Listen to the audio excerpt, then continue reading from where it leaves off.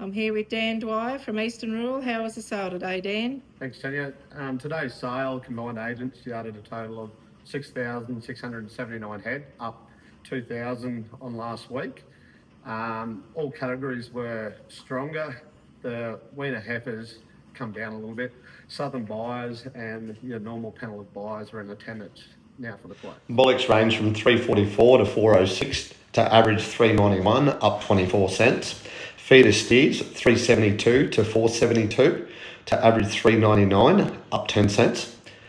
Heavy heifers 280 to 414 to average 338, back 4 cents. Heavy cows 291 to 348 to average 325, up 17 cents.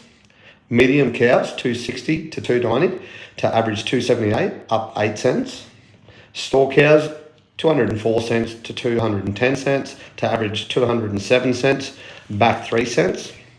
Heavy bulls 280 to 340 to average 310, up 5 cents. Light bulls 270 to 354 to average 327, up 9 cents. Yearling feeder steers 360 cents to 458 cents to average 415, up 25 cents. Yearling feeder heifers 280 cents to 420 cents to average 342, firm on last week.